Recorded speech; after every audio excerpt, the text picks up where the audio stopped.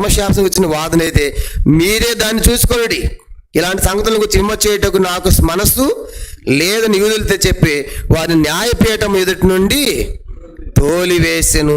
చూసారా? కానీ ఇప్పుడు ఏం జరుగుతుందంటే ఎంత అద్భుతంగా ప్రభు ఈ గల్లిని వాడుకుంటున్నాడంటే వాళ్ళు చెప్పాల్సింది చెప్పారు. అప్పుడు గల్లి అన్నాడు, పౌలు ఇంకేం చెప్పాలి, పౌలు చెప్పాలనుకుంటున్నాడు, కానీ పౌలు చెప్పాలనుకునే లోపే పౌలు అవకాశం ఇవ్వకుండా ఈ గల్లిలోనే మాట్లాడాడు. రాత్రి నేను ఏజీ కాలనీ బైబిల్ స్టడీకి వెళ్ళా. అక్కడ మార్టిన్ అంకులు చాలాసేపు మాట్లాడుతూ ఉంటే వాళ్ళు ఒక ప్రాంతాన్ని సువార్తకి వెళ్ళారంట.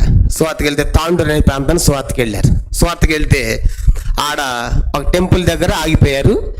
అటు డ్రెస్సులు వేసుకున్న వాళ్ళంటే ఒక టీం వచ్చి గొడవ చేస్తున్నారు, రెండో వైపు మన సువార్తికుల టీం. ఈలోపు మధ్యలో వచ్చింది పోలీస్ వ్యాన్, మధ్యలో వచ్చి ఆపింది. మధ్యలో వచ్చి పోలీస్ వ్యాన్ ఆపి, ఏంటా ఏం పంచుతారు మీరు అట్లా ఎట్లా అని చెప్పేసి కాసేపు డమ్ అని చెప్పేసి, ఇటు తీసుకుని మీ పత్రికలు ఏం పంచుతారు అని చెప్పేసి ఆ పత్రిక తీసుకుని చదివి, బాగానే ఉంది కదా, దీనికి తప్పే ఉంది పోండి అన్న అంట. అయిపోయింది. తెలివిగా ముందేమో కొంచెం గట్టిసరికి మాట్లాడి ఆఫీసరు కనుక ఏం పంచుతున్నారు ఏంటి దాని అని చెప్పేసి తీసుకున్న పత్రిక తీసుకుని ఆ పత్రిక కాసేపు చదివి, ఇది మంచి మాటలే కదా, మంచి సంగతి ఉన్నాయి దీంట్లో, మీకేంటి అభ్యంతరం అని చెప్పేసి పోండి అని చెప్పి అతను చేత కొట్టాయంట. సమసిపోయింది. ఇప్పుడు ఈ గల్లిని కూడా ఏం చేస్తున్నాడంటే పౌలుకి అవకాశం లేకుండా ఈయనే మాట్లాడుతున్నాడు. యూదులారా, ఇది ఆయన చెడ్డనేరం చేశాడా, ఏమైనా అన్యాయం చేశాడా, చెడ్డ పని చేశాడా, దానికైతే మేము తిరిగి తీరుస్తాం, దానికైతే మా రోమా చట్ట ప్రకారం లా ప్రకారం శిక్ష విధిస్తాం. అన్యాయం చేసిన, చెడ్డనేరం చేసిన, తప్పు చేసిన, ఇప్పుడు అతను చేసిన తప్పేమి మాకేం కనబడటం లేదు. కాబట్టి ఏదో మీ ధర్మశాస్త్రం అంటున్నారు, పేర్లు అంటున్నారు, ఉపదేశం అంటున్నారు, ఇవన్నీ మాకు సంబంధం లేవు. కాబట్టి మేము అధిపతులం, కాబట్టి మేము అన్యాయం చేసి శిక్షిస్తాం, చెడ్డ పని చేసి శిక్షిస్తాం, అలాంటి వాడికి మేము శిక్షలు విధిస్తాం. కానీ ఇలాంటి మీ మతానికి సంబంధించింది అయితే ఏది పేర్లు అంటారు, ఉపదేశం అని, ధర్మశాస్త్రం అంటే, కాబట్టి ఇది మీరే చూసుకోండి, దీంతో మాట్లాడిన మనసు లేదని చెప్పేసి ఎవరెక్కడ అన్నాడు. ఏదో వచ్చారు, వీళ్ళు మొత్తం గెంటి బయటకు అన్నాడు. కనుక మొత్తాన్ని తోలు వేశాడంట. అదే తోలు వేయటం అంటే అర్థం ఏంటి, పంపివేయటం కాదు. అనవసరం నా టైం ఎందుకు వేస్ట్ చేస్తారు, కనుక దీనికి తీసుకొచ్చి అని చెప్పేసి మాకు పంపించి వాళ్ళని తోలు వేసి అక్కడి నుంచి లేకుండా వాళ్ళని చెదరగొట్టించాడు. కాబట్టి వాళ్ళ ప్రయత్నాలన్నీ కూడా ఏమైపోయింది చెప్పండి, అంతా కూడా ఎట్లా వచ్చే రాత్రి డిసైడ్ అయిపోంటారు. ఇంతటితో పౌలు చాప్టర్ క్లోజ్ అనుకున్నారు. కానీ అద్భుతం ఏంటంటే మంచి తీర్పు ఇచ్చాడు. ఎవరు చెప్పండి, గల్లియోను. ఈ తీర్పు అనేది క్రైస్తవ్యాన్ని విస్తరించడానికి చాలా ఉపయోగపడింది. కనుక ఒకవేళ కనుక ఆ గల్లియోను తీర్పు కనుక మీరు చేసే తప్పే నేరమేంటి, బహుశా సువార్తకి ఎంత అభ్యంతరము అయ్యే ఉంటుంది. కాబట్టి కష్టమయ్యేది క్రైస్తవ్యాన్ని. కానీ అతను ఇచ్చిన జడ్జిమెంట్, తీర్పు కనుక ఇది నాకు సంబంధం లేదు, ఇతను అన్యాయం చేయలేదు, చెడ్డనేరం చేయలేదు, కాబట్టి ఇదేమి తప్పు, ఇండైరెక్ట్గా జడ్జిమెంట్ ఏంటి, ఇతను ఏ తప్పు కూడా నాకు కనపడటం లేదు, మా చట్ట ప్రకారం, మా రోమా లా ప్రకారము ఇతను శిక్షించడానికి మాకు ఏ హేతువు, ఏ నేరము కనపడలేని విడిచిపెట్టాడు. చూసారా? దీంతో ఏమైపోయిందంటే క్రైస్తవానికి ఇంకొంచెం బలం పెరిగినట్టుగా అయిపోయింది. కాబట్టి వాళ్ళు ఏం చేయాలో అర్థం కాలేదు. కాబట్టి ఇప్పుడు వచ్చినట్టు వాడిని మాలు పంపేయకుండా తోలివేశారు. అనవసరంగా వచ్చి నా టైం వేస్ట్ చేస్తారు, ఎవరెక్కడ అన్నాడు ఇతడు కానీ మొత్తాన్ని గెంటేసాయి, మొత్తం తోలి పడేశారు. కాబట్టి ఏదో పేర్లు అంటే ఉపదేశం అంటే ఆయన అన్యాయం చేశాడా, చెడ్డనేరం చేశాడా, ఎందుకు శిక్షించాలి ఆయన్ని అని మొత్తం పంపించారు. ఇప్పుడు వాళ్ళు ఎన్నో ఆశలతో ఎంతో ప్లాన్తో వచ్చారు, కానీ ఆ ప్లాన్ వర్కౌట్ కాలేదు, సక్సెస్ఫుల్ కాలేదు. పిచ్చి కోపం ఉంది వాళ్ళకి. ఏం చేశారు ఇప్పుడు చూడండి, 17వ వచనం, అపోస్తలుల కార్యములు 18వ అధ్యాయము 17వ వచనం చూద్దాం. 17 చదవండి. అప్పుడు అందరూ సమాజ మందిరపు అధికారిన సోస్తేనేసును పట్టుకొని న్యాయపీఠం ఎదుట కొట్టసాగిరి. అయితే గల్లియోను వీటిలో ఏ సంగతి గురించి లక్ష్య పెట్టలేదు. కాబట్టి వాళ్ళకున్న కోపం అంతా ఇప్పుడు ఎవరి మీద తీసుకున్నారు. నువ్వు అనవసరం సమాజం అనేది నువ్వేం చేసావు, మాకు ఉపయోగం ఏంటి అని చెప్పి ఆయన కొట్టారు. చూడండి, మనం కూడా ఇప్పుడు మంచి మూడ్లో కోపం ఉన్నప్పుడు మధ్య ఎవరిని దూరం అనుకోండి, ఆ కోపం దేవుడి మీద ఉంటుంది, వచ్చిన వాళ్ళ మీద ఉంటుంది అనమాట. ఏదో మంచి టెన్షన్లో ఉంటావు, కోపంలో ఉంటావు, ఏ ప్రజ ఆగు అని చెప్పేసి ఇదంతా అక్కడ ప్రదర్శిస్తావు. వాళ్ళంతా కోపం తెచ్చారు, ఉద్యోగం తెచ్చారు, రాగానే ఈ సోర్స్నే దొరికాడు పాపం. అందరూ కలిసి ఆయన కొట్టారు. ఎట్లా ఉంది చూసారు? కనుక నువ్వు సమాజ మందిరికి అధికారి ఉండి మాకేం ఉపయోగము, మా ప్లాన్ అంతా ఫెయిల్ అయిపోయింది, మాకు ఉపయోగపడలేదని చెప్పేసి ఆయన్ని కొట్టారు. కాబట్టి ఈయన మాత్రము ఏమి పట్టించుకోలేదు.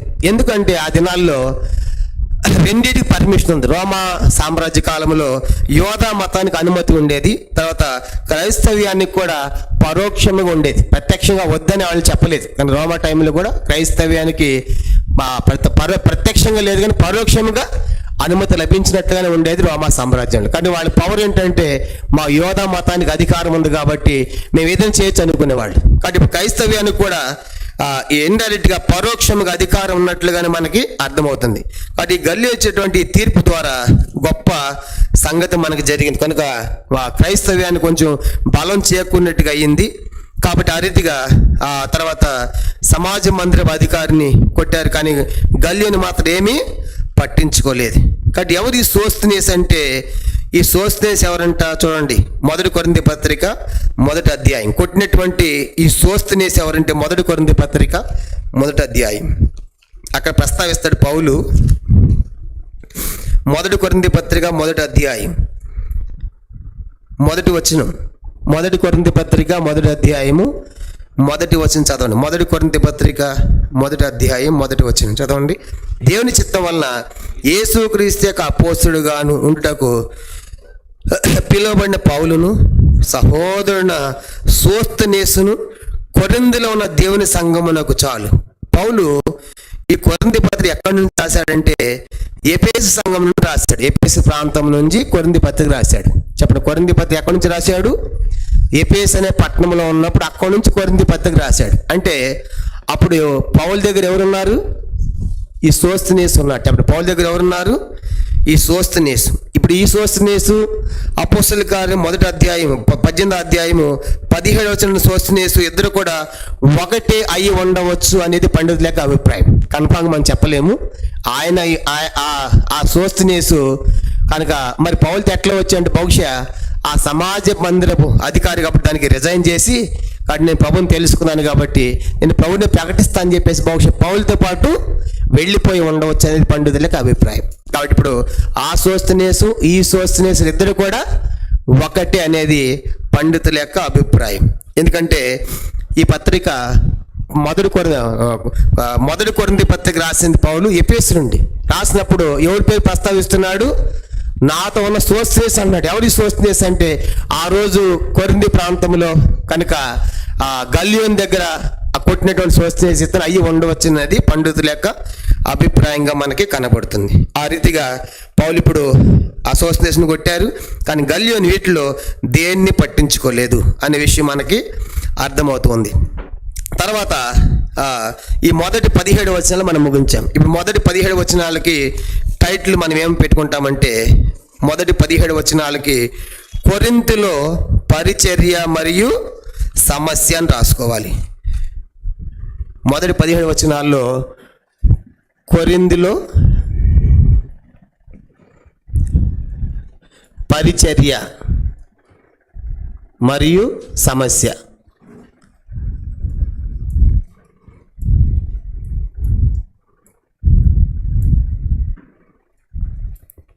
చెప్పండి, మొదటి 17 వచనాలు ఇప్పుడు మనం ముగించాం.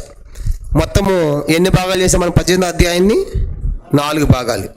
4 భాగాలు. మొదటి భాగానికి ఏమని ఇప్పుడు టైటిల్ ఇచ్చుకున్నాము? కొరింథీలో పరిచర్య మరియు పరిచర్య జరిగిందా లేదా? సమాజ మందిర అధికారి తీతీయుస్ అనే వాళ్ళు అనేకులు ప్రభువును నమ్మారు కాబట్టి చిన్నపాటి సంఘం అక్కడ ప్రారంభమైంది. బహుజనం దేవుడు చెప్పాడు కనుక పరిచర్య జరిగింది.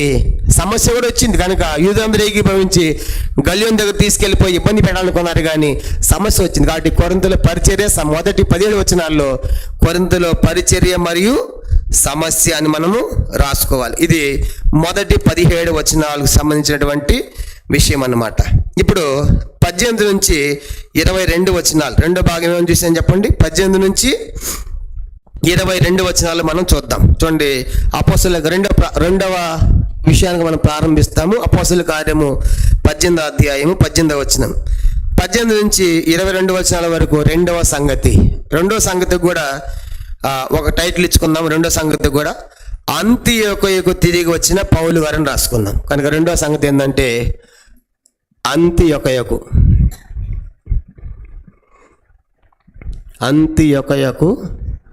తిరిగి వచ్చిన పౌలు గారు.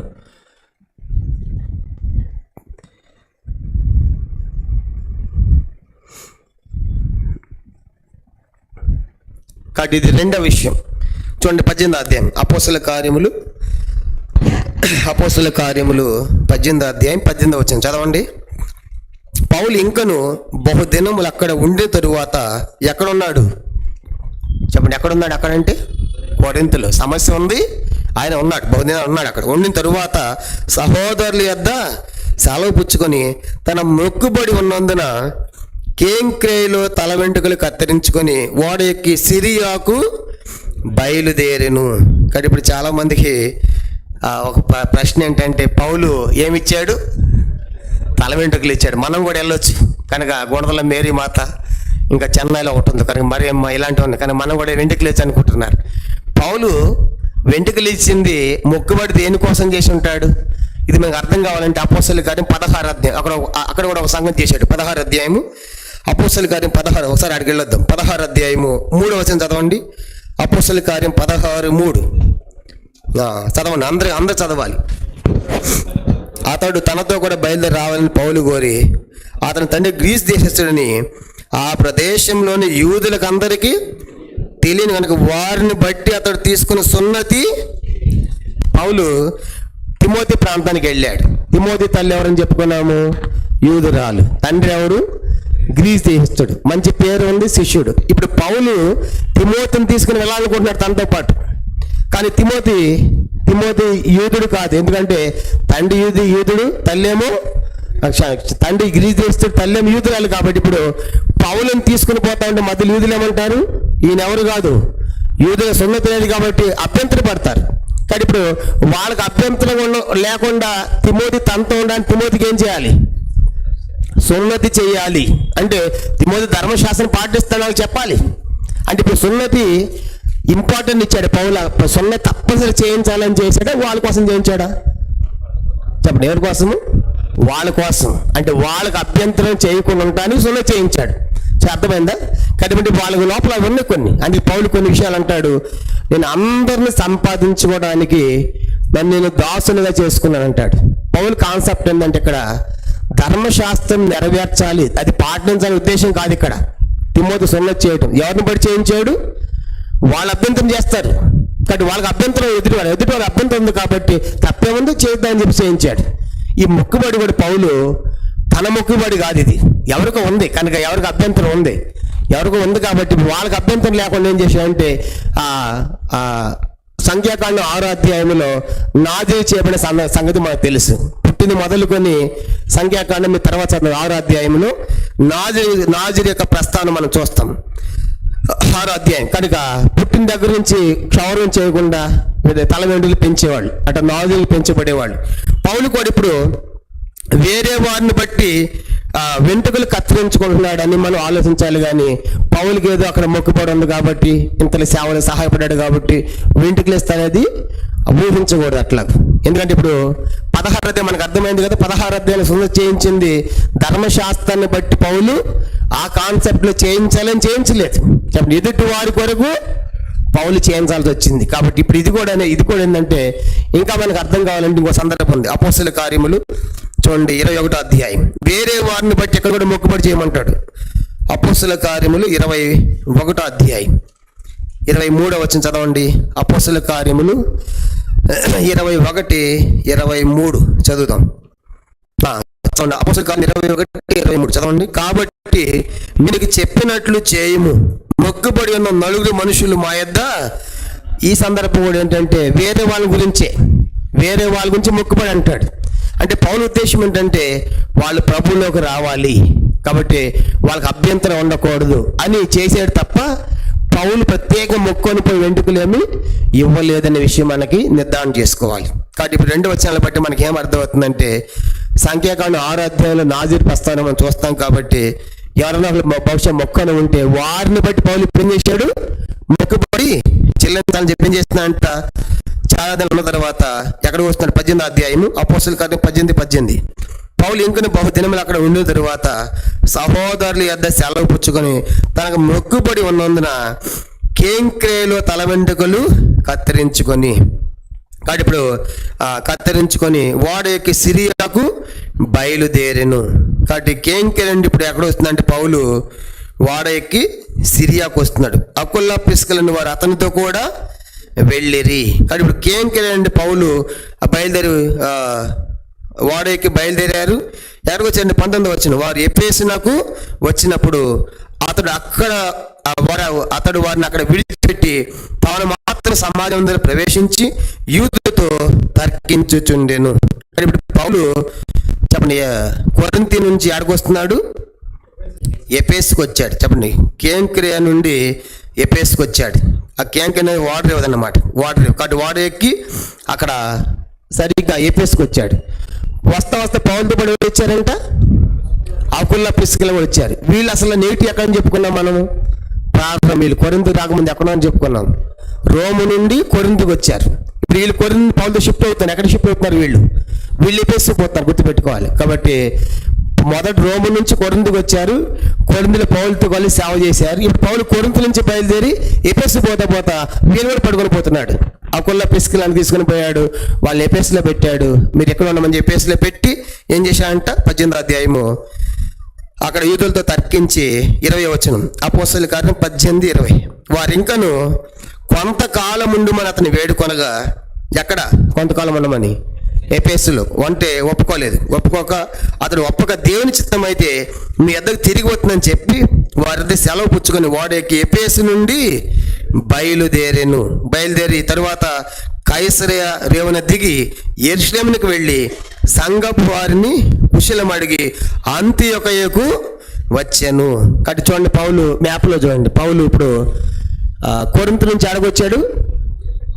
చూడండి మ్యాప్లో చూడండి, కొరింథీ నుంచి ఎఫెసుకు వచ్చాడు. చూడండి, కొరింథీ ఇక్కడ ఉంది. ఇక్కడ కొరింథీ నుంచి బయలుదేరి పౌలు ఎఫెసుకు వచ్చాడు. కొరింథీ నుంచి ఎఫెసుకు వచ్చి ఎఫెసులో ఎవరిని వదిలిపెట్టాడు? అకుల్లా ప్రిస్కిలాని వదిలిపెట్టి అక్కడి నుంచి ఎక్కడికి వచ్చాడంటే సరిగ్గా పౌలు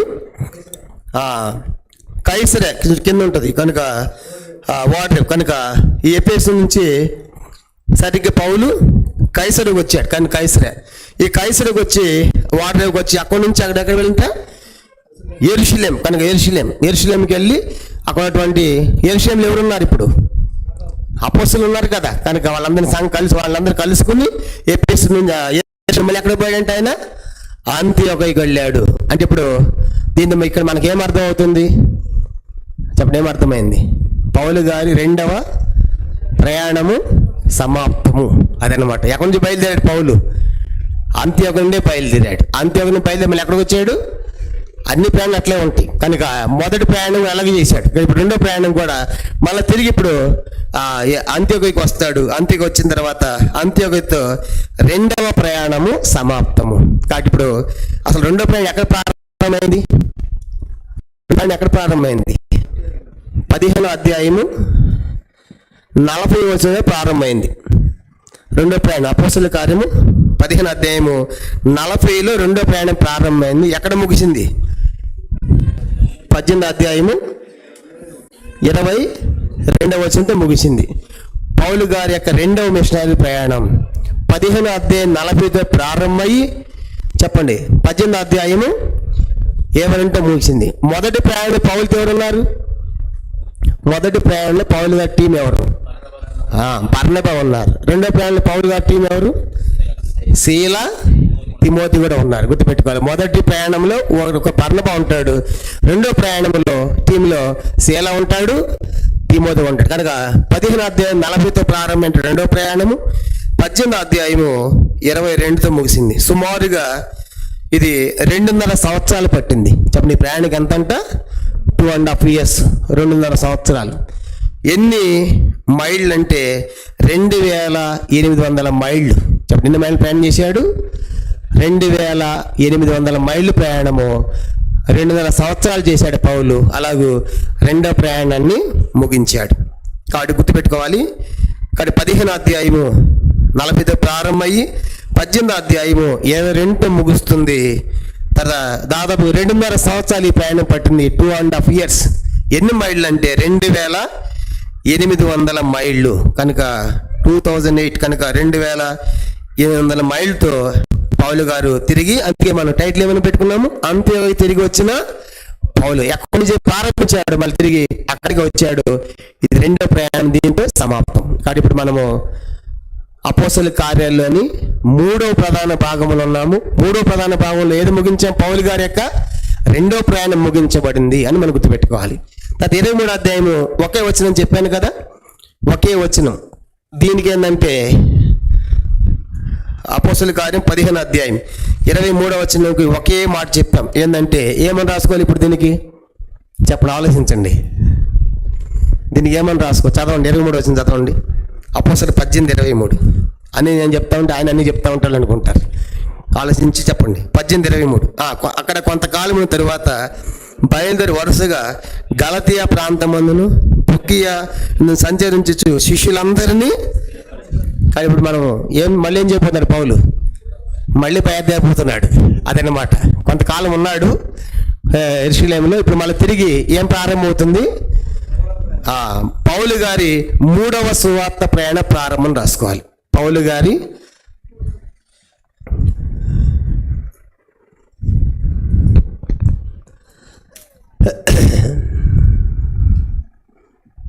పౌలు గారి 3వ సువార్త ప్రయాణ ప్రారంభం.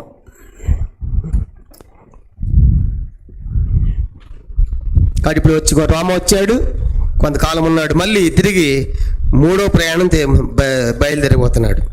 సరే, ఇప్పుడు 3వ ప్రయాణం బయలుదేరిపోయే ముందు ఇక్కడ ఈరోజు ఒక చిన్న విషయం, పెద్ద విషయమే. ఇప్పుడు పౌలు గారి టీంలో ఉన్నటువంటి ఒక వ్యక్తి గురించి మనం చూద్దాం. పౌలుతో ఎవరున్నారంటే శీల ఉన్నాడు. చెప్పండి, పౌలుతో ఎవరున్నారు చెప్పండి? శీల ఉన్నాడు. కానీ ఇప్పుడు శీల గురించి కూడా చాలా ముఖ్యమైన విషయాలు ఉన్నాయి. ఈరోజు శీల విషయాలు చూసి మనం ముగిద్దాం. ఈ ప్రయాణం నెక్స్ట్ ప్రారంభిద్దాము వచ్చే వారం. ఈరోజు పౌలు టీంలో ఎవరున్నారు? శీల గురించినటువంటి ఒక 7-8 అద్భుత సంగతులు ఉన్నాయి, మనం చూద్దాం.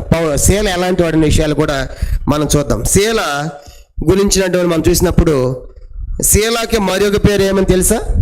సిల్వాను. చెప్పండి, శీల అన్న సిల్వాన్ అన్న రెండు కూడా ఒకటే. శీల ఆర్ సిల్వాన్. శీల గురించినటువంటి ఒక 7-8 సంగతులు మీకు జ్ఞాపకం చేయాలని కోరుతున్నాను. శీల అంటే అర్థం ఏంటంటే అడవి, కొయ్య, చెక్క, మ్రాను అని అర్థం. ఫారెస్ట్, వుడ్ ఇలాంటి అర్థాలు వస్తూ ఉన్నాయి. చెప్పండి, శీల అంటే అర్థం ఏంటి? అడవి, లేకుంటే కొయ్య, లేదంటే చెక్క, లేదంటే మ్రాను అర్థం. శీల అనేటువంటి పదానికి అర్థము అడవి లేదా కొయ్య లేదా చెక్క లేదా మ్రాను, అంటే ఫారెస్ట్, వుడ్ అనేటువంటి అర్థాలు వస్తూ ఉన్నాయి. ఈ పౌలు గారు గురించినటువంటి ఒక 7 సంగతి మీకు జ్ఞాపకం చేయాలని కోరుతున్నాను. పౌలు గారు క్షమించండి, శీల మనకి మొట్టమొదటి ఎక్కడ కనబడుతున్నాడు? అపోస్తలుల కార్యం 15వ అధ్యాయం. అపోస్తలుల కార్యం 15వ అధ్యాయము. అపోస్తలుల కార్యములు 15వ అధ్యాయము చూడండి, 22వ వచనం. అపోస్తలుల కార్యములు 15వ అధ్యాయము 22లో మనకి మొట్టమొదటిసారిగా మనకు శీల ఇక్కడ మనకు కనబడతాడు. 15వ అధ్యాయం 22వ వచనం చదవండి. 22. అతడు సహోదరుల్లో ముఖ్యులైన బర్సబా అని మారుపేరు గల యోధాను శీలను తమలో ఏర్పరచుకొని పౌలుతోను బర్నబాతోను అంత్యొకకు పంపుట యుక్తమని అపోస్తలుల పెద్దలకు సంఘం అంతటికి తోచెను. కనుక మనకి మొట్టమొదటిసారిగా 15వ అధ్యాయము 22వ వచనం మనకి కనపడతాడు మనకు శీల. కాబట్టి శీల కనపడుతున్నప్పుడు శీల గురించి మనం ఏమని జ్ఞాపకం చేసుకోవాలంటే ఇక్కడ ఏమని రాయబడిందంటే యెరూషలేము సంఘంలో ఇతడు ఒక గొప్ప నాయకుడిలాగా మనకు కనపడతాడు. తెలుగులో ముఖ్యులైన వారని ఉంది, కనుక నాయకుడు, చర్చ్ లీడర్, కాబట్టి సంఘ నాయకులా కనపడతాడు. మొదటి లక్షణము యెరూషలేము సంఘములో సంఘ నాయకుడు అని రాసుకోవాలి. చెప్పండి, శీల ఎవరు చెప్పండి? యెరూషలేము సంఘములో నాయకుడు, లీడర్. ముఖ్యుడు అని తెలుగులో ఉంది, ఇంగ్లీష్ బైబిల్లో చక్కగా ఉంటుంది లీడర్. కనుక చర్చ్ లీడర్, సంఘ నాయకుడు. కనుక శీల అంత సామాన్యమైన చిన్న వ్యక్తి ఏం కాదు. ఆనాటి యెరూషలేము సంఘములో ఒక ముఖ్యమైన వ్యక్తి. కనుక యెరూషలేము సంఘములో ఆ సంఘాన్ని ఒక నాయకుడు. ఇప్పుడు శీలను ఎక్కడ పంపిస్తున్నారు చెప్పండి? వీళ్ళు 15వ అధ్యాయాల సంగతి ఏంది? ఒక సమస్య వచ్చారు వాళ్ళు. ఏందది? సున్నతి గురిన సమస్యతో అంత్యోక నుంచి యెరూషలేముకి వచ్చిన తర్వాత వీళ్ళు ఒక లెటర్ ఇష్యూ చేసి, ఆ లెటర్ ఎవరితో పంపిస్తున్నారు? పౌలుతో పంపిస్తే నువ్వే రాసుకొచ్చా మాకేం తెలుసు అంటారు. కాబట్టి పౌలుతో పాటు ఎవరు పంపించారు? శీలని బర్నబా ఇచ్చి యెరూషలేము పెద్దలు ఆ లెటర్ ఇచ్చి, కనుక మీరు ఎట్లా ఉండాలనేది ఆ లెటర్ శీల చేతిలో పెట్టి పంపిస్తున్నారు. ఎక్కడికి? యెరూషలేము నుండి అంత్యోక. అది సందర్భం. మళ్ళీ మర్చిపోతే ఎలాగూ ఇదంతా అయిపోయింది మనకి. కానీ అక్కడ కనపడుతున్నాడు. అంటే ఇప్పుడు ఆ యెరూషలేము సంఘంలో ఇతను ఒక ముఖ్యమైన నాయకుడు, ముఖ్యమైన నాయకుడు కనుక అందుకే శీల రెండు ఒకటని మాకు అర్థం. మనకి రెండు ఒకటి ఎట్లా తెలియాలి? తెస్సలోనిక పత్రిక మొదటి తెస్సలోనికైలు మొదటి అధ్యాయం, మొదటి తెస్సలోనికైలు మొదటి అధ్యాయము చూడండి, మొదటి వచనం చదువుదాము. పౌలు ఈ తెస్సలోనిక పత్రిక రాస్తూ శీల యొక్క ప్రస్తావన తీసుకొస్తాడు. మొదటి తెస్సలోనిక పత్రిక మొదటి అధ్యాయం మొదటి వచనం చదవండి. మొదటి అధ్యాయం మొదటి వచనం. మన తండ్రి అయిన దేవుని యందును ప్రభువైన యేసుక్రీస్తు యందును ఉన్న తెస్సలోనికీయుల సంఘమునకు పౌలును సిల్వానును తిమోతి శుభమని చెప్పి. కానీ సిల్వాను అంటే శీలానే. మొదటి తెస్సలోనిక మొదటి అధ్యాయం కూడా నేను రెండో తెస్సలోనిక చదివాను, క్షమించండి.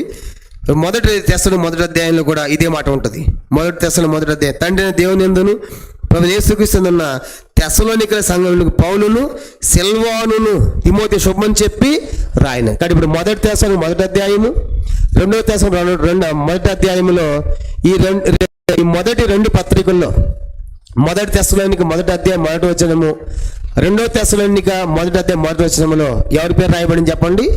సిల్వాను అంది. సిల్వాను అంటే ఎవరు?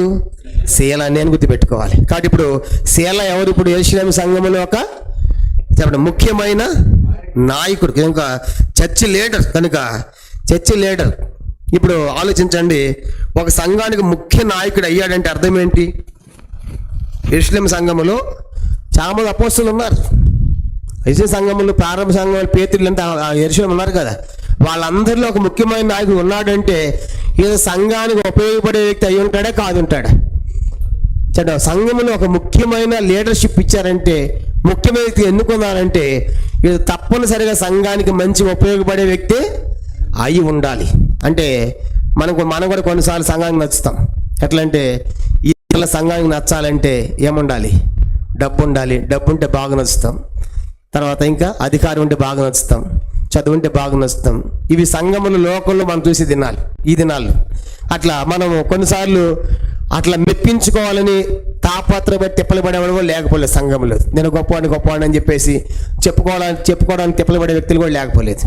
కొన్నిసార్లు స్పెషల్ మీటింగ్ వెళ్తూ ఉంటాం. 2-3 రోజులు వెళ్ళినప్పుడు నెంబర్ ఇస్తారు ఎవరో ఒకళ్ళు ఫోన్ చేసి, ఆయన మిమ్మల్ని రిసీవ్ చేసుకుంటాడని. దిగ్గానే అన్న నేను ఎవరు తెలుసా? సంఘ పెద్దని చెప్తాడు దిగ్గానే. ఓహో అట్లా నాన్న అర్థమైపోయింది అనమాట. అంటే నేను సంఘానికి ఒక ముఖ్యమైన సంఘ పెద్దని. చూసారా, మొట్టమొదటి చెప్పేది అదే కొంతమంది. అంటే ఏంది? మేము ముఖ్యమైన సంఘ పెద్దని తెలియాలన్నమాట. కొంతమంది వెళ్ళినప్పుడు రిసీవ్ చేసినప్పుడు మనం రిసీవ్ చేసుకుంటారు. అన్న మీకు ఏం కావాలి A to Z మొత్తం చూసుకుంటారు. బాత్రూములు వేడిలు అన్నీ పెట్టిన తర్వాత పరిచేసి అయిపోయిన తర్వాత ఎవరు ఆ వ్యక్తిని ఫోన్ చేస్తే అన్న ఆయన చాలా ముఖ్యమైన వ్యక్తి అన్న సంఘానికి అని వేరే వాళ్ళు చెప్తారన్నమాట. అట్లాంటి వాళ్ళు కూడా ఉన్నారు. అన్నీ చేస్తారు కానీ నేను ముఖ్య వ్యక్తి ఎప్పుడు వాళ్ళు కనపరచుకోవడానికి ఏమాత్రం కూడా ఇష్టపడరు. కొంతమంది ఏమీ చేయకపోయినా చెప్పండి ఏంటంటారు? దిగ్గానే అలాంటి సందర్భాలు నేను చాలా చూసా. అన్న నేనెవరు తెలుసా? ఇక్కడ ముఖ్యమైన సంఘ పెద్ద. ఓహో సంఘ పెద్ద, ఓకే అర్థమైంది. సంఘ పెద్ద. చూసారా, పౌలు అట్లా కాదు, సిల్వన్ అట్లా కాదు, తిమోతి క్షమించండి సిల్వన్ అలాంటి వాడు కాదు. సంఘ నాయకుడు డబ్బును బట్టి ఇష్టపడేవాడు కాదు, అధికారాన్ని బట్టి ఇష్టపడేవాళ్ళు కాదు. ఈ దినాలు కూడా సంఘాల్లో పెద్దలకి సేవకులకి ఎవరు బాగా నచ్చుతారంటే ఎవరు బాగా డబ్బు ఉంటారో వాళ్ళకి నచ్చచ్చు, వాళ్ళు మంచి వాళ్ళు ఉండొచ్చు. సంఘానికి సేవకునికి పెద్దలకి నచ్చొచ్చేమో డబ్బుని బట్టి, కానీ దేవుడు యాక్సెప్ట్ చేస్తాడు అట్లాగూ. కనుక దేవునికి కాదు డబ్బు ఉంటే కాదు, కనుక పవర్ ఉంటే కాదు, కనుక మనీ ఉంటే కాదు దేవుడికి నచ్చేది. కనుక దేవుడికి నచ్చాలంటే ఆయనకి ఇష్టమైన జీవించాలి. కానీ ఇప్పుడు ఇక్కడ తలంపు ఏంటంటే శీల ప్రారంభ సంఘంలో ఒక చర్చి లీడర్ అంటే, సంఘ నాయకుడు అంటే ఇది చిన్న విషయము కాదు. ప్రారంభ సంఘానికి ముఖ్యుడు కనుక యెరూషలేములో సంఘానికి ఒక ముఖ్య వ్యక్తి మనకు కనబడుతున్నాడు. కాబట్టి అక్కడ రాయబడింది కదా, కనుక ఇంగ్లీష్ బైబిల్ అయితే లీడర్స్ అని రాయబడింది. వీళ్ళంటే లీడర్స్, నడిపించే నాయకులు. కాబట్టి అంత గొప్ప స్థానంకి ఎదిగాడు శీల. కాబట్టి అందుకే ఇప్పుడు అలాంటి వ్యక్తి పౌలుతో ఉన్నాడు సేవలో. కాబట్టి మనకి ఏం అర్థం అవుతుందంటే మనం కూడా చెప్పండి, సంఘ నాయకులు ముఖ్యులుగా ఉండాలండి. ప్రభు కూడా చెప్పాడు, ఎవడు మొదటి వాడు ఉండాలో, ఎవడు ముఖ్యుడిగా ఉన్నాడో వాళ్ళందరికీ దాసులై ఉండాలి, అందరికి పరిచర్య చెయ్యి. అలాంటి వాడే ముఖ్యుడు, అలాంటి వాడే నాయకుడు, అలాంటి వాడే లీడర్. చూసారా? కాబట్టి పౌలు ఇప్పుడు సిల్వాను ఆ కోవు చెందినవాడు. కాబట్టి మొదటి లక్షణం ఏంటంటే, శీలా గురించి మనం ఏం రాసుకోవాలంటే, ఇతడు ప్రారంభ సంఘానికి నాయకుడు, చర్చ్ లీడర్, సంఘ నాయకుడు అని మనం గుర్తుపెట్టుకోవాలి. మొదటిది. రెండవ సంగతి, అపోస్తల కార్యములు 15వ అధ్యాయం. అపోస్తల కార్యములు 15వ అధ్యాయము 32వ వచనం, అతను గురించినటువంటి రెండవ లక్షణం మనం చూద్దాం. అపోస్తల కార్యములు 15వ అధ్యాయము 32వ వచనం చూద్దాం. 32 చదవండి. మరియు యోదాయు శీలయు కూడా ప్రవక్తలై ఉండినందున పెక్కు మాటలతో సహోదరులను ఆదరించి స్థిరపరిచిరి. కాబట్టి అతను రెండో క్వాలిఫికేషన్ ఏంటంటే, చెప్పండి, శీల ఎవరంట? ప్రవక్త, ప్రాఫిట్. చూసారా? కాబట్టి ఇంగ్లీష్లో బాగుంటుంది ప్రాఫిట్స్ అని. కాబట్టి ప్రవక్తులు. చూసారా? మొదటిదేమో సంఘ నాయకుడు, అతని యొక్క అర్హత క్వాలిఫికేషన్ మనం చూసామంటే సంఘ నాయకుడు, ముఖ్యమైన నాయకుడు మనకు కనబడతాడు. రెండవదిగా శీల ఎవరంటే ప్రవక్త. చెప్పండి, ఎవరంట? శీల ప్రవక్త. ఇప్పుడు ప్రవక్త అవ్వాలంటే సంఘం పెట్టాలా, దేవుడు పెట్టాలా? చెప్పండి, ప్రవక్త ఏది? సంఘం చేసే పని, దేవుడు చేసే పని? దేవుడు చేసే పని ప్రవక్త. అంటే శీలను ఎంత హెచ్చించాడు దేవుడు, కానీ శీలను ప్రవక్త పెట్టాడు. కాబట్టి శీల గురించి ఒక సంఘం నాయకుడే కాదు, అతను ప్రవచించేవాడు. అలాంటి వరం ఉంది శీలకి. కనుక అతను ప్రవక్త. కాబట్టి ఇప్పుడు మనకి ఏం అర్థమవుతుందంటే, దేవుడు ప్రవక్తగా పెట్టుంటాడంటే, ప్రవక్తగా చేశాడంటే శీల, దేవునికి శీల ఎంతో నచ్చి ఉండాలి, అంతే కదా? కనుక ఎంత ఇష్టమై ఉండాలి. దావీదు నా హృదయాను దేవుడు చెప్పాడు. కాబట్టి ఇప్పుడు శీలాను సంఘములో ఒక ప్రవక్తగా ఎంచాడంటే, అంతగా హెచ్చించాడంటే దేవునికి ఎంత ఇష్టమై ఉండాలి శీల. ఊహించండి, దేవునికి ఎంత సమీపంగా ఉండాలి. కనుక ఎంత సమీపంగా లేకపోతే దేవుడు అంతగా ఎత్తిస్తాడు సంఘములో. యెరూషలేము సంఘములో శీల ప్రవక్త. ఎందుకో పాతికితే శీలాకి. చూసారా? కాబట్టి ఇప్పుడు అంటే దేవుని దృష్టికి ఎంతో ఇష్టమైన వాడిగా మనకు కనబడుతూ ఉన్నాడు. కాబట్టి ఈ దినాల్లో కూడా మనం చూసామంటే సంఘంలో కూడా ఎంతోమంది ఇష్టమైన వారిగా అవడానికి ఎన్నెన్నో తిప్పలు పడుతూ ఉంటారు. సంఘంలో మంచివాడు అనిపించుకోవాలి, ఇష్టమైన సేవకుడు బాగా ప్రేమించాలి అంటే సేవకుడికి ఏమి ఇవ్వాలి? మంచి గిఫ్ట్లు ఇవ్వాలి. అబ్బాయి అన్న అంత మంచివాడు, మంచి గిఫ్ట్లు ఇస్తాడు, సేవకుడు మంచివాడు అనమాట. కనుక అంటే సేవకుని మెప్పించడానికి, పెద్దల్ని మెప్పించడానికి ఏం చేస్తారు? ఇదిన ఎన్నో తిప్పలు పడుతూ అలాంటి లేకపోలేదు. అట్లా కానుకలు ఇచ్చి, వస్తువులు ఇచ్చి కనుక మంచి వాళ్ళు అనిపించుకునేది కూడా మనం చూస్తాం. కానీ శీల ఆ కోవు చెందినవాడు అట్లా గొప్పవాడు అవలేదు, అట్లా హెచ్చించబడలేదు ఈ వ్యక్తి. కనుక ఇతను దేవుడే ప్రవక్తించాడంటే చెప్పండి, ఇతను మనుషుల కంటే దేవునికి ఎంతో ఇష్టమైన వాడు. చూసారా? కానీ దేవునికి ఇష్టం లేకపోతే అలాంటి ఆధిక్యత శీలకు లభించేది కాదు. కాబట్టి ఈ దినాలు కూడా మనము ఇలాగ ఎంతోమంది ప్రయాసపడుతూ ఉంటారు ఈ సంఘాలు కూడా. ఎందుకంటే అనేకమైన స్థలాలు తిరుగుతుంటాను కాబట్టి చూస్తున్నప్పుడు మనకి ఎన్నో విషయాలు మనకి ఇప్పుడు నేను చెప్పేవన్నీ కూడా ఎక్కడ రాసుకుని చెప్పే సంగతి. ఇవన్నీ సంఘాలు ఎక్స్పీరియన్స్, మనుషులతో నిజంగా జరిగిన సంఘటనలు అన్నమాట. చూస్తూ ఉంటామంటే మంచి వాళ్ళు అనిపించుకోవడానికి ఎన్నో రకరకాల ప్రయాసాలు పడుతూ ఉంటారు. కొంతమంది డబ్బులు ఇవ్వటము, కానుకలు ఇవ్వటము, గిఫ్ట్లు ఇవ్వటము. సేవకులు అడిగితే తయారైపోయినారు. ఎవడు బాగా గిఫ్ట్లు అన్నచ్చి ఎంత మంచివాడు, ఎంత బాగా చూసుకుంటాడు, అతను సాక్ష్యం సరిగా ఉన్నా లేకపోయినా ఈయన గిఫ్ట్లు ఇస్తే చాలు. ఎవరికి? సేవకుని గిఫ్ట్ ఇస్తే మంచివాడు అనమాట. చూడండి, సంఘానికి పెద్ద కానుక ఇస్తే మంచివాడు అనమాట. ఆ డబ్బు ఎట్లా వస్తుంది ఆయన సాక్ష్యం ఏంటి, అది తర్వాత సెకండ్ ఆప్షన్. కానీ అట్లా మంచివాళ్ళు అనిపించుకోవడానికి ఎంత ప్రతిఫలం పడుతూ ఉంటారు. మంచి పేరు బైబిల్లో ఉందంట, మంచి పేరు అంటే ఏంటి? అందరు భోజనాలు పెడితే వాళ్ళు కూడా మంచి పేరు తెచ్చుకుంటున్నారు. లోకంలో అన్నదానం, భూదానం, గోదానం చేస్తూ ఉంటే వాళ్ళు మంచివాళ్ళు అన్నమా? ఎంతోమంది అట్లా మంచివాళ్ళు అవ్వాలంటే మనకంటే చాలా మంది ఉన్నారు మంచివాళ్ళు. మనకంటే ఎక్కువ సమర్పించుకుని భోజనాలు పెట్టి ప్రజలకు సహాయం చేసి, కనుక ఆ కరోనా టైంలో కూడా ఎంతో ప్రభువుని నమ్మని వాళ్ళు ఎంతోమంది సహాయం చేశారు, కోట్లు ఇచ్చారు. కానీ వాళ్ళు మంచివాళ్ళే, లోకానికి మంచివాళ్ళు చెప్పండి లోకం దృష్టిలో. కానీ మన నీతి క్రియలన్నీ మురికి గొడ్డలు అంటాడు. అంటే అర్థం ఏంటి? లోకంలో మంచివాళ్ళు. బైబిల్లో మంచి పేరు అంటే అట్లా ఆయా పనులు చేసి, ఆ డబ్బిచ్చి, ఆ ధర్మాలు చేసి మంచి వాళ్ళు అనిపించుకోమనేది మంచి పేరు బైబిల్లో కాదు. కాబట్టి సాక్ష్యం.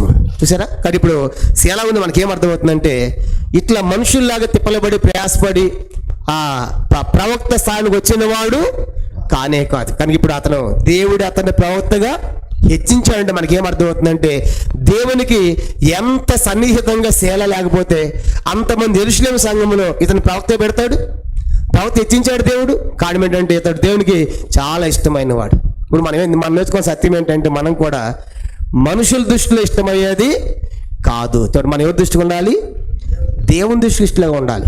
దేవుని దృష్టి ఇష్టంగా ఉండాలంటే మనుషుల దృష్టి ఇష్టంగానే ఉంటాం, చూసారా? కనుక మనుషులు మెచ్చుకోవాలని, మనుషులు చూడాలని ఆ పనులు మనము చేయకూడదు. దేవుని దృష్టికి ఉన్నప్పుడు అన్నీ ఇస్తాడు. ప్రసంగం 2:26, దైవ దృష్టికి మంచిగా ఉండడానికి తెలివి, జ్ఞానందము, ఆనందం అన్నీ ఇస్తాడు దేవుడు. కాబట్టి చూసారా? కాబట్టి రెండవదిగా శేల గురించి రాసుకోవాలి.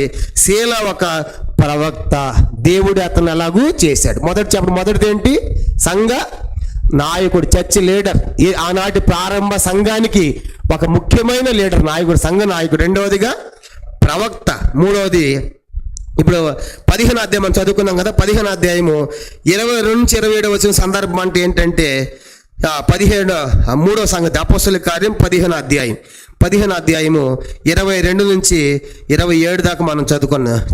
టైం లేదు, నేను చెప్పేస్తాను. ఈ సందర్భం ఏంటంటే, ఇప్పుడు సంఘము ఎక్కడ పంపిస్తున్నారు శేలని? యెరూషలేము నుండి అంతియోకియకు.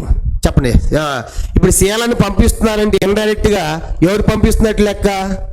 సంఘమంతా పంపిస్తున్నట్టు లెక్క. అంటే యెరూషలేము సంఘ పక్షంగా, మా పక్షంగా మేము శేలాన్ని పంపిస్తున్నామని ఒక లెటర్ ఇచ్చారు. ఆ లెటర్ తీసుకుని శేల పోతున్నాడంటే అర్థం ఏంటంటే, సంఘానికి ఒక ప్రతినిధి. చెప్పండి, సంఘం నుంచి ఒక ముఖ్యమైన వ్యక్తి వెళ్ళాడు అనుకోండి ఒక మీటింగ్కి, సంఘమంతా పోయినట్లే. చూసారా? ఆ సంఘానికి ఆయన ప్రాతినిధ్యం వహిస్తున్నాడు. కానీ ఇప్పుడు శేల మూడో విషయం మనకి ఏమర్థమవుతుందంటే, ఆనాటి సంఘానికి ఒక ప్రవక్తే కాదు, సంఘ ప్రతినిధిగా మనకు కనబడుతున్నాడు. ప్రతినిధిగా రాయబారం తీసుకెళ్తున్నాడు, లెటర్ తీసుకెళ్తున్నాడు. కాబట్టి అంటే బాధ్యతలు సేకరిస్తూ ఉన్నాడు. కాబట్టి నేను ప్రవక్తను కాబట్టి ఇక్కడే కూర్చుంటే అంటలేదు, నేను ఇక్కడ నాయకుడిని కాబట్టి ఇక్కడే ఉంటాను అంటలేదు. చూసారా?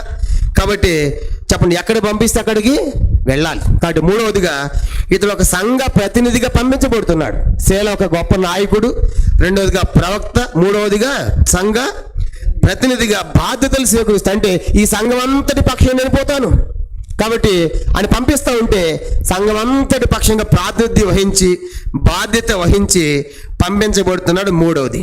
నాలుగో సంగతి అక్కడ తర్వాత పౌలు, నాలుగో సంగతి మనం చూద్దాం. నాలుగో విషయం ఏంటంటే, ఇప్పుడు ఇదే అధ్యాయానికి వెళ్ళిపోయిన తర్వాత నెక్స్ట్ అక్కడ నుంచి పౌలు గారి టీంలు ఎక్కడ పోతున్నారు చెప్పండి?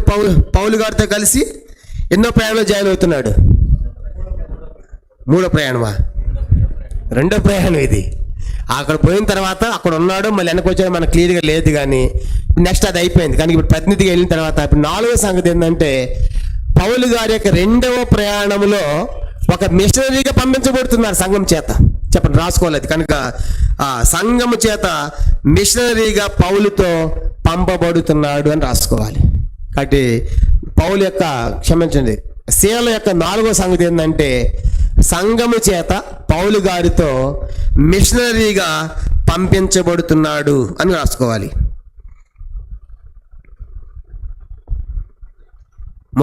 మొదటి సంఘ నాయకుడు, రెండవదిగా ప్రవక్త, మూడవది సంఘ ప్రతినిధి. ఆ సంఘమంతటి పక్షం బాధ్యత సేకరించి అంత్యోకి వెళ్ళాడు. నాలుగవది సంఘము చేత ప్రతినిధిగా, సంఘము చేత మిషనరీగా పౌలు గారితో పాటు సువార్త ప్రయాణాలు పంపించబడుతున్నాడు.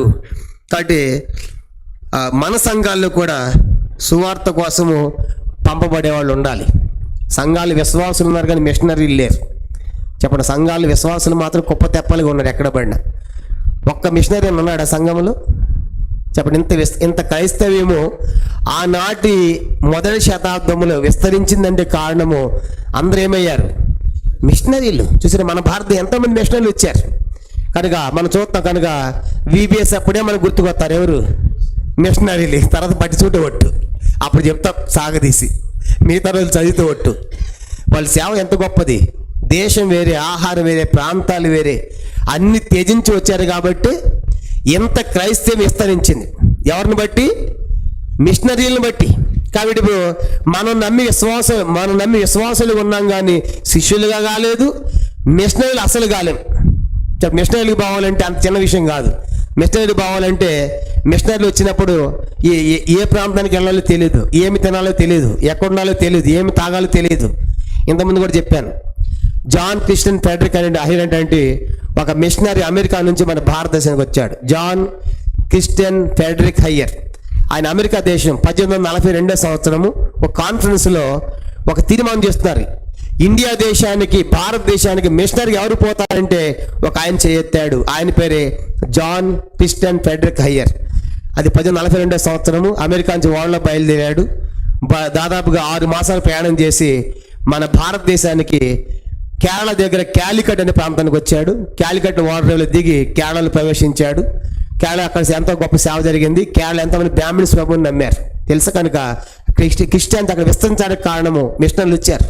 ఆ యొక్క కొంతకాలం అక్కడ సేవ చేసి మళ్ళీ ఓడ ఎక్కి మచిలీపట్నం వచ్చాడు. ఆంధ్రప్రదేశ్ మచిలీపట్నం ద్వారా ఆయన ఓడరేవులో దిగి గుంటూరు వచ్చాడు. నేను చెప్పేది 1842 సంవత్సరం సంగతి, 1842. అప్పుడు మన భారతదేశ స్వాతంత్ర్యం ఇంకా రాలేదు. ఇది 1842, మనకు వచ్చిన 1947 కదా. కాబట్టి అంటే ఒక ఎంతో వెనక్కి అన్నమాట. అది జరిగిన తర్వాత ఆయన గుంటూరు వచ్చినప్పుడు అదంతా బ్రిటిష్ వారి పరిపాలన. ఎవరి పరిపాలన చెప్పండి? బ్రిటిష్ వారు. అప్పుడు గుంటూరుకి కలెక్టర్గా స్టోక్ అనేటువంటి ఆయన కలెక్టర్గా ఉన్నారు. కనుక బ్రిటిష్ వాళ్ళకి తెలిసింది పలానా మిషనరీ అమెరికా నుంచి వచ్చాడు, ఇక్కడ సేవ చేయాలని చెప్పి అన్నప్పుడు ఆయన పిలిపించి నువ్వు కలెక్టర్ బంగ్లాలో ఉండొచ్చు, ఇక్కడ ఉండి మీ సేవ చేయొచ్చు అన్నాడు. అప్పుడు ఆ మిషనరీ అన్నాడు, కలెక్టర్ బంగ్లా ఉంటే నేను సేవ చేయలేను, ప్లీజ్ నాకు చాలా థ్యాంక్స్ మీరు ఇచ్చినటువంటి అవకాశాన్ని బట్టి, కానీ ఇక్కడ నేను చేయలేనని చెప్పేసి అది విరమించుకుని కలెక్టర్ బంగ్లా ఉండే అవకాశం అమెరికాలో పుట్టిన దొరగారు ఆయన ఆహారం చెప్పారంటే వద్దు, ఆహారం వేరే, ప్రజలు వేరే, వస్త్రాలు వేరే, వాతావరణం వేరే, పోతాను మిషనరీకి వచ్చాడు. వచ్చిన తర్వాత ఆ గుంటూరు ప్రాంతంలో గుర్రం కొనుక్కుని ఆ ప్రాంతం అంతా సంచరించాడు. అదే గుంటూరులో క్రైస్తవం విస్తరించింది. అదే ఏఎల్సి, ఆంధ్ర ఇవాంఛిక లూథరన్ చర్చ్. కనుక అది విస్తరించడానికి ఆయన ఎంతో సహాయపడ్డాడు, కృషి చేశాడు. ఆయన పేరే జాన్ క్రిస్టియన్ ఫెడరిక్ హైయర్. ఆయన పగలంతా సువార్త సేవ చేసి రాత్రంట 2 తాడి చెట్లకు మధ్యలో ఉయ్యాలు కట్టుకుని ఆ ఉయ్యాలు పడుకునేవాడంట. ఏది వద్దనుకుని? కలెక్టర్ గారి బంగ్లా వద్దనుకుని, కలెక్టర్ బంగ్లా వద్దనుకుని గుర్రం మీద తిరిగి రాత్రి అంతా 2 తాడి చెట్లకు ఒక ఉయ్యాలు కట్టుకుని దాంట్లో పడుకునేవాడు. కిందంటే పాములు తిరుగుతూ ఉండే. ఇప్పుడు గుంటూరు కాదు, ఇప్పుడు పోతే మహాపట్నం అయిపోయింది. 1842లో అట్లా గుంటూరులో సేవ చేశాడు. అట్లా వచ్చిందే ఏఎల్బిడి కాలేజ్, ఏసీ కాలేజ్, కుగ్రా హాస్పిటల్, స్టాల్ స్కూల్, ఇలా గుంటూరులో ప్రతి క్రిస్టియన్ సంస్థ కూడా ఎవరెవరు వచ్చింది?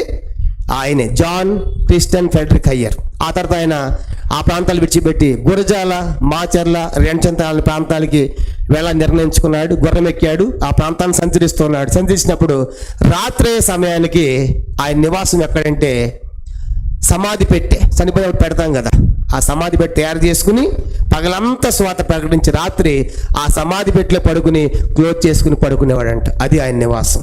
ఎక్కడ పుట్టాడు ఆయన? అమెరికాలో. ఎక్కడున్నాడు? సమాధి పెట్టిలో. చూసారా అలా కష్టపడాలి మిషనరీలు. అది మిషనరీ సేవ అంటే. కనుక ఆహారం లేదు, చేర్చుకునే వాళ్ళు ఉండరు, ఎక్కడ ఉండాలో, ఏం తినాలో, ఏం తాగాలో గమ్యం తెలియదు. అలాగ వచ్చారు కాబట్టి ఇప్పుడు ఆ ప్రాంతం అంతలో క్రైస్తవించడానికి అలాంటి మిషనరీలే. ఈరోజు సంఘాల్లో విశ్వాసులు ఉన్నారు కానీ ఎవరు లేరు? మిషనరీలు లేరు. మిషనరీకి వెళ్ళేవాళ్ళు లేరు. నేను పోతాను మిషనరీ అనేవాళ్ళు ఎక్కడ? కాబట్టి అందుకే క్రైస్తవం కావటం లేదు, విస్తరించడం లేదు. వాళ్ళ గురించి చెప్పుకొని వింటున్నాం కానీ నేను పోతాను మిషనరీగా, నేను వెళ్ళాలనే వాళ్ళు ఎవరున్నారు? మా పిల్ల హైటెక్, బీటెక్, లాయరు, డాక్టర్ అన్ని చదవాలనుకుంటాం కానీ మా అబ్బాయి మిషనరీకి పంపిస్తాను ఎవరున్నారా? చాలా కష్టం కదా మిషనరీ అంటే. ఎందుకంటే ఎక్కడ పోవాలో తెలియదు. ఇప్పుడు పౌలుతో పాటు అలాంటి దానికి డిసైడ్ అయ్యాడు. ఎవరు? ఎంత గొప్ప వ్యక్తి అండి! ఒక సంఘానికి నాయకుడు అయ్యింది, ఒక గొప్ప ప్రవక్త అయ్యింది, సంఘ ప్రతినిధిగా ఉండి అంటాడు, పౌలుతో పాటు నేను రెడీగా ఉన్నాను. ఇది అక్కడ హింస కావచ్చు, కొట్లాట కావచ్చు, కరువు కావచ్చు, మరణం కావచ్చు, ఇక మిషనరీకి పోతే తిరిగి వస్తామని గ్యారంటీ లేదు. కానీ ఏమైనా కావచ్చు, ప్రభు కోసం ఏమైనా నడిపించుకుంటాం, ఏమైనా జరగని, అది డిసైడ్ అనమాట. అది తీర్మానం శేలాకి. కాబట్టి ఇంత గొప్ప వ్యక్తి కనుక శేల చిన్న విషయం కాదు. కాబట్టి పౌలుతో పాటు ఒక మిషనరీగా బయలుదేరడానికి ఆయన సిద్ధపడ్డాడు. ఇది 4వ ప్రాముఖ్యమైన సంగతి. కాబట్టి ఎందుకు ఈనాడు మిషనరీలు లేరంటే సంఘాల్లో మిషనరీలు ఎట్లా వచ్చారు? 13వ అధ్యాయం మనం చదవండి. అపోస్తలుల 13వ అధ్యాయంలో వాళ్ళంతా ఉపవాసం ఉండి ఏం చేశారంట? ప్రార్థన చేసినప్పుడు ప్రభు అంటాడు, కనుక పౌలుని ప్రత్యేకపరచండి, బర్నబాని ప్రత్యేకపరచండి, నేను పంపిస్తా వాళ్ళు మిషనరీగా అని చెప్పి దేవుడు వాళ్ళతో మాట్లాడతాడు. సంఘము ఉపవాస ప్రార్థనలో ఉండి సేవ చేస్తున్నప్పుడు, ఉపవాస ప్రార్థనలు పనిచేస్తున్నప్పుడు దేవుడు మిషనరీలు లేవనెత్తాడు. చూసారా? కాబట్టి సంఘ ప్రార్థన ఎంత ప్రాముఖ్యమైంది. సంఘ ప్రార్థన, చాలా సంఘ ప్రార్థన అంటే వాళ్ళు చేసుకుంటారు వెళ్ళిపోతారు అనుకుంటారు. సంఘ ప్రార్థనలో మిషనరీలు లేచారు. మీ తర్వాత 13వ అధ్యాయం 4వ వచనంలో ఉపవాసం ఉండి సంఘమంతా ప్రార్థన చేస్తాను. ప్రభు అంటాడు, పౌలుని ప్రత్యేకపరచండి, బర్నబాని ప్రత్యేకపరచండి, వాళ్ళని పంపిస్తున్నాను. ఇప్పుడు మిషనరీలు లేవాలంటే చెప్పండి ఏముండాలి? సంఘ ప్రార్థన ఉండాలి. చూసారా? సంఘ ప్రార్థన తలంపులు ఇస్తాడు, ఆలోచిస్తాడు, దేవుడు ఎన్నుకుంటాడు. కాబట్టి సంఘ ప్రార్థన ఎంత ప్రాముఖ్యమైంది. అందుకే దాన్ని ఎప్పుడు మన సంఘ ప్రార్థన అంటే మనకి ఎన్నోసార్లు నిరీక్షణ, ఏమంటే పాటలు పాడతారు, కాసేపు ప్రార్థన చేస్తాడు అనుకుంటాం. ప్రార్థన ఎంత ప్రాముఖ్యమైంది అంటే వాక్యం తక్కువ నేను చెప్పడం లేదు, వాక్యం ఎంత నేర్చుకుంటున్నామో ప్రార్థన కూడా అంతే ప్రాముఖ్యమైంది. కాబట్టి సంఘ ప్రార్థనలు మిషనరీలు పుట్టారు కాబట్టి అలా జరిగింది. కాబట్టి ఇప్పుడు ఇంత గొప్ప శీల మిషనరీగా వెళ్ళటానికి సిద్ధపడుతున్నాడు. ఇది 4వ సంగతి. 5వ చూడండి. 5వ సంగతి మనం గమనించామంటే ఇప్పుడు పౌలుతో పాటు 5వ సంగతి ఏం జ్ఞాపకం చేయాలనుకుంటున్నా అంటే పౌలు ప్లస్ శీల ఇద్దరు కూడా పార్ట్నర్షిప్గా వెళుతున్నారు మిషనరీకి. చెప్పండి, ఇద్దరు ఎవరంట? పార్ట్నర్షిప్. దీంట్లో నాయకుడు ఎవరై ఉంటాడు? అందరు చెప్పండి. పౌలే నాయకుడు. ఎవరు? పౌలే ఉండాలి. ఇప్పుడు పౌలు నాయకుడు అయి ఉండి మీ బాస్ ఎవరంటే ఇప్పుడు శీల ఏమని చెప్పాలి? మా టీం నాయకుడు ఎవరు? పౌలు. మనం తగ్గించుకుంటామా? ఈయన స్థాయి ఏమైనా తక్కువ ఉందా? ఈయన ఎవరు? సంఘములో ప్రవక్త కాదు, సంఘ నాయకుడు కాదు, కానీ సంఘ నాయకుడు అండి ప్రవక్త అయ్యండి మా బాస్ ఎవరు మనం చెప్పగలమా? మా ఇద్దరు సమానమే. ఎవరిద్దరు? పౌలు. ఎంత తగ్గించుకోవాలంటే సూపర్లేటివ్ డిగ్రీ, ఇంత అర్హత ఉండి ప్రవక్త అయ్యండి సంఘ నాయకుడు అయ్యండి బహుశా సెలబడి అయ్యి మీ ఎవరై మీ నాయకుడు అంటే నేను కూడా నాయకుడిని, నేనే అనుకున్నావు సంఘ లీడర్ని, కనుక ప్రవక్త అని చెప్పడం. ఏమని చెప్పాలి ఇప్పుడు? పౌలు శీల మా నాయకుడు పౌలే. ఎంత తగ్గించుకోపోతే ఆ మాట చెప్పాలి, ఎంత తగ్గించుకోపోతే అలా వెళ్ళటానికి ఆయన ఇష్టపడాలి. ఈ దినాల్లో సమస్యలు ఏంటంటే మనం చూస్తాం ఎన్నో, తగ్గించుకోవడానికి ఎవరికి కూడా ఆ మనసు లేదన్నమాట. చూసారా? అదే కారణం. పౌల్ల శీల తగ్గింపు లేదు. ఆన్న పెద్దన్న చేయని అంటే సమస్య ఉంటుందా? ఇంత ఉండదు, వివరించాల్సిన అవసరం లేదు. ఎంత బాధాకరం ఏంటంటే ఆ దినాల్లో ఇతను కూడా పౌలేం తక్కువడు కాదు, పౌలేమో 12 మంది అపోస్తులతో సమానమైన వాడు, అలాంటి అధికారం ఉంది పౌలుకి.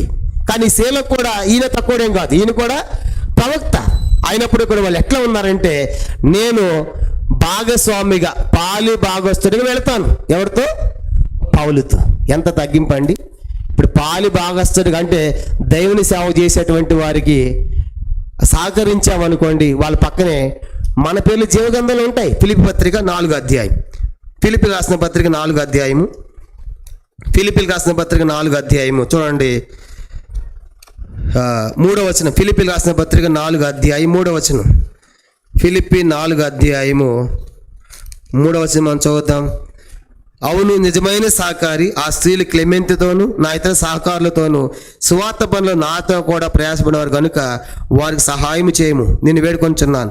ఆ సహకారుల పిల్లలు జీవగ్రంథమందు చూసావా? దైవ సేవకులకి సేవ చేసేటువంటి వారికి సహకారం అందిస్తూ కూడా ఏంటంట, అది కూడా సేవే. చూసారా? ఎన్నోసార్లు దైవ సేవకులు ఎంతోమంది కష్టపడుతూ ఉంటారు. కొన్నిసార్లు దైవ సేవకులకి టైం ఉండదు. అలాంటప్పుడు ఆ దైవ సేవకుల యొక్క పనులు మనం చేస్తే చెప్పండి ఏంటంట, ఆ సేవలు మనం కూడా పాలి భాగస్తులమే. ఎన్నోసార్లు కూడా చెప్పాను, తిమోతి అంకుల్తో ఉన్నప్పుడు అంకుల్ బట్టలన్నీ మేము ఉతికేవాళ్ళం. కాబట్టి తిమోతి అంకుల్ బట్టలు, అంకుల్ పళ్ళు పెట్టుకునేవాడు, పొద్దున్న అడ్డు అంకుల్ పళ్ళన్నీ క్లీన్ చేసేవాడు. అంటే చేసి చెప్పడం కాదు, కానీ మీ అందరి ప్రోత్సాహం చెప్తున్నాను. దైవ సేవకులు చేసే ప్రతి పని కూడా మనకేంటది, మనకు ఆశీర్వాదమే. చూసారా? కనుక దేవుడు దీవిస్తాడు. మన పేరు జీవగ్రంథంలో ఉంటాయి. అలాగ నేర్పించారు. కనుక రాను ఏమైపోయిందంటే ఏదో దైవ సాగుని పని చేయాలంటే ఏదో నామూషిలాగా నేను పనేవాడిలాగా ఎట్లా ఫీల్ అయిపోయి దినాలకు మనం వచ్చేసాం. అందుకే మనకు ఆశీర్వాదాలు లేవు, అందుకే మనకు దీవెన లేవు. ఇప్పుడు పౌలు అంత గొప్ప పౌలుతో ఇతను కూడా గొప్ప ఆధిక్యత ఉండి ఎట్టబోతున్నాడు, తగ్గించుకొని మిషనరీగా వెళ్ళటమే కాకుండా నేను ఆయన పార్ట్నర్గానే ఉంటాను, ఆయన ప్రథమైన వ్యక్తి అనేటువంటి స్థితిలో శీలం మనం చూస్తాము. ఇది 5వ ప్రాముఖ్యమైన సంగతి. కనుక మిషనరీగా పార్ట్నర్షిప్తో ఉండటం అనేది ఎంత గొప్ప. తన లోపల ఏమి అహం లేదు, తన లోపల ఏమి గర్వం లేదు. నేను ఆయనతో సమానమే అనేటువంటి ఆ గర్వము మనకి శీలలో మనకేమీ కనబడటం లేదు. అలా దైవ సేవకులు సహకరించిన వారి పేర్లు ఎక్కడ ఉంటాయని చెప్పండి? అంటే నువ్వు కూడా అలా సహకరిస్తే నువ్వు కూడా పనిచేసినట్టే. మా దగ్గర ఎట్లా ఉంటారంటే విశ్వాసులు సువార్త పెట్టామనుకోండి, మేమందరూ సువార్తకి వస్తూ ఉంటారు. ఆ పత్రికలు ఇచ్చేసి ఇది మార్మస్ పొందినట్టు, ఈయన అకౌంట్లో ఆత్మలు వచ్చేసినట్టుగా. ఇక టీ పెట్టి వాళ్ళు ఉండమంటే టీకి రామ్, ఎప్పుడు మేము పెడతాం, మేము సువార్త పత్రిక పంచాలి అంటే అర్థం ఏంటి? ఇప్పుడు నువ్వు టీ పెట్టినా ఒకటి, సువార్త పత్రిక రెండు కూడా ఆ పనిలో నువ్వు కూడా పాలి ఏ పనైనా చేయాలి. పత్రిక ఇస్తేనే నీ అకౌంట్లో ఏమి రాదు ఒక ఆత్మ. చూసారా, కొంతమంది అది తయారయ్యారు. మా దగ్గర ఎట్లా ఉంటారు ఎక్కువ మంది. ఉండమ్మ టీ పెట్టండి, నేను పత్రిక పంచ సువార్త అన్న ఇన్నాళ్ళు చేయాలి, ఇప్పుడు బయలుదేరిన సువార్తకి పోయి వాళ్ళు చేయలేదు పరిచర్య. టీయో టిఫిన్ ఉంటాయి కదా, పనులు కూడా అందరూ సువార్త పోతే ఇక్కడ చేసేవాళ్ళు ఎవరు మరి చెప్పండి? ఉండాలి కదా. పత్రిక పంచింది ఒకటే, టీ పెట్టింది ఒకటే, టిఫిన్ పెట్టినవాడు రెండు, ఇద్దరు కూడా సమానమైన బహుమతి ఉంది. దావీదు అంటాడు కదా, యుద్ధం చేసిన వానికి ఎంతో సావంతి. అంటే ఎవరి పని వాళ్ళు చేయాలి, అంతేగాని అందరు పరిగెడతామని పరిగెత్తేది కాదు. చూసారా? కాబట్టి అట్లా ఎన్నోసార్లు మనం మన మన మన మన పనులు మానేస్తూ ఉంటాం. అలా చేయకూడదు. కనుక అలా సేవ జరగాలంటే ఎవరి పని వాళ్ళు చేయాలి. కాబట్టి అట్లా చేసినప్పుడు వీళ్ళ పేర్లు కూడా జీవగ్రంథంలో ఉన్నాయి, వాళ్ళ పేర్లే కాదు అనే విషయం మనం గుర్తుపెట్టుకోవాలి. ఇది 5వ సంగతి. ఆరో సంగతి ఏంటంటే, ఇప్పుడు 5 విషయాలు చెప్పాం. మొదటి చెప్పండి, శీల ఎవరు? ఒక సంఘ నాయకుడు. రెండవదిగా ప్రవక్త. మూడవది సంఘ ప్రతినిధి. నాలుగవదిగా మిషనరీగా పౌలుతో వెళుతున్నాడు. 5వదిగా తగ్గించుకొని వెళుతున్నాడు. చెప్పండి 5వ సంగతి ఏంటి? ఒక పార్ట్నర్షిప్గా పౌలుకి నేను భాగస్వామిగా ఉంటాను, పౌలుతో ఉంటాను అని తగ్గించుకుని పోతున్నాడు. 5వది. 6వది ఏంటంటే, ఇప్పుడు చెప్పండి, మిషనరీ సేవ అంటే అన్ని అనుకూలంగా ఉంటాయా?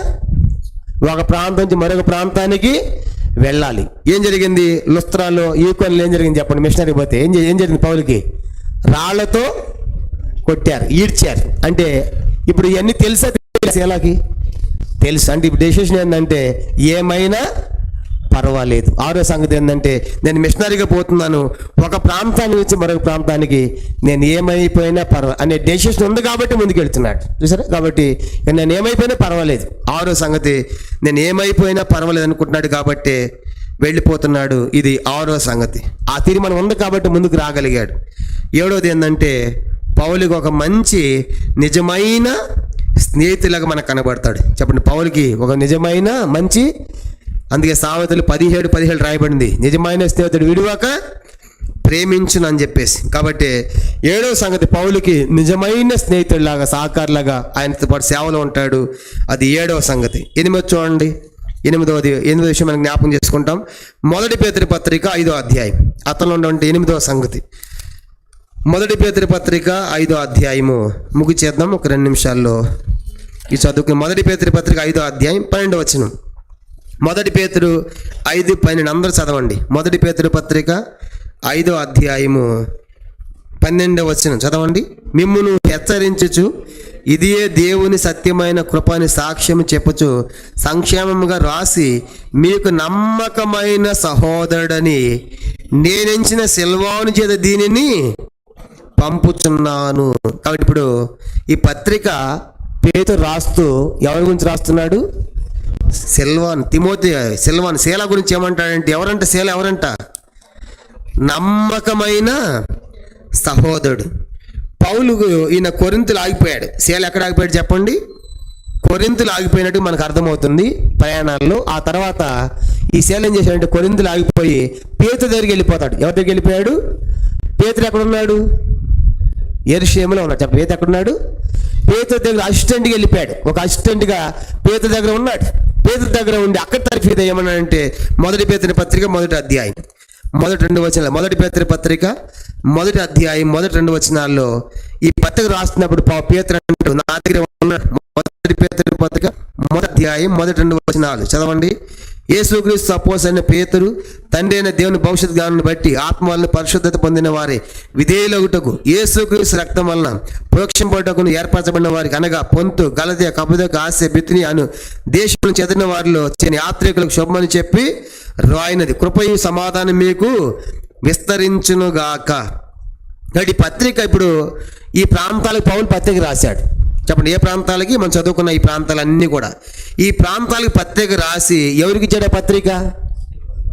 అతను ఎవరికి ఇచ్చాడు? శీలాకి ఇచ్చాడు.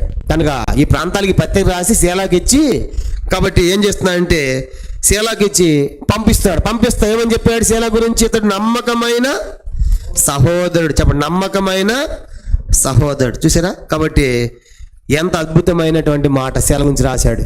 అంటే పేతురు ఈ పత్రిక రాసి శీలా గురించి అలాంటి స్టేట్మెంట్ ఇచ్చాడంటే ఏమని? నమ్మకమైన అంటే పేతురు దగ్గర ఎంత నమ్మకం ఉండాలి? పేతురు అసిస్టెంట్గా ఉన్న దినాల్లో ఎంత నమ్మకంగా లేకపోతే ఆ స్టేట్మెంట్ పేతురు ఇస్తాడు.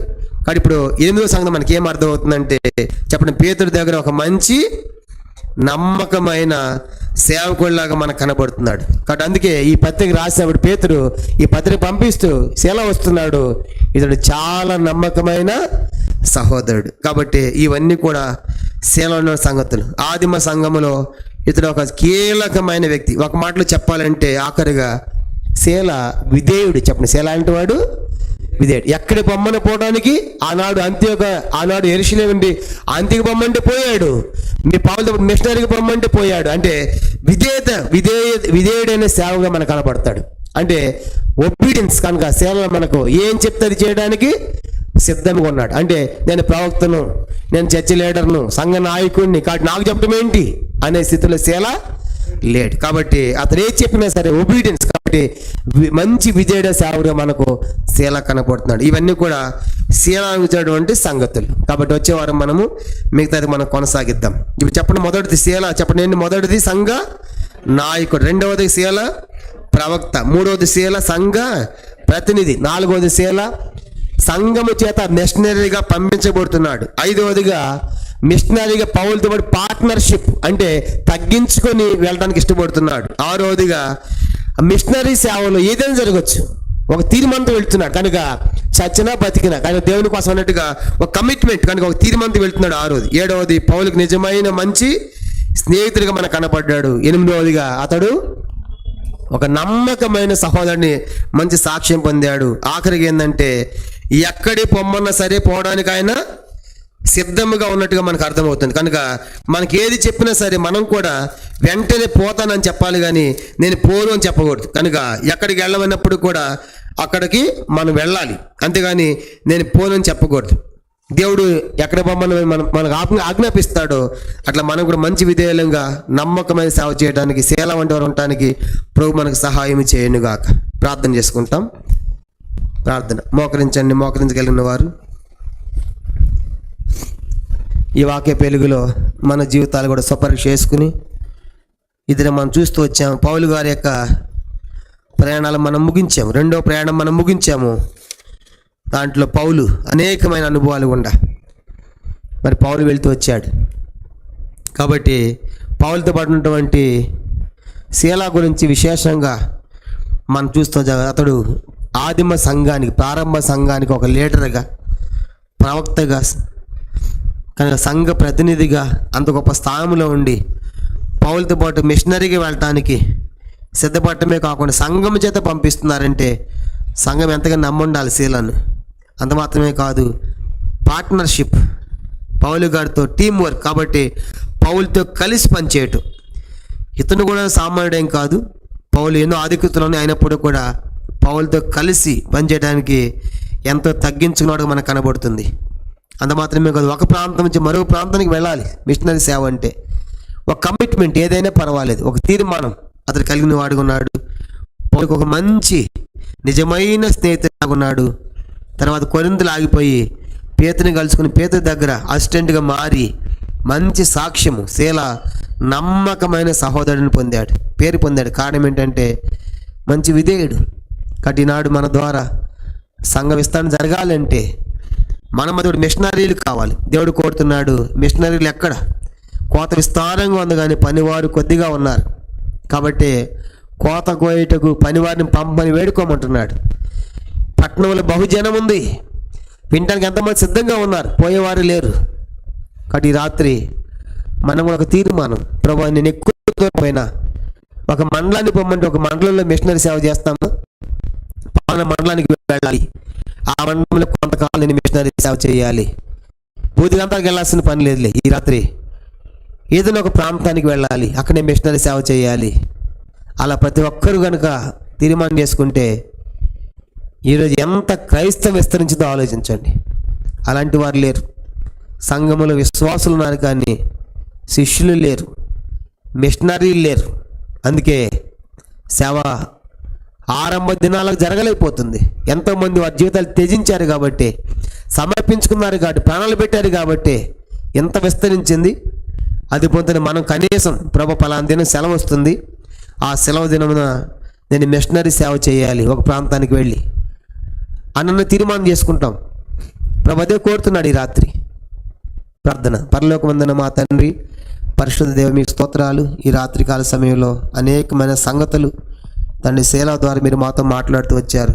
అందుకే మీకు వందనములు. చెప్పడం మాటలు దీవించండి, ఆస్వాదించండి. ప్రజల వెనుకలు ఫలింపు చేయండి.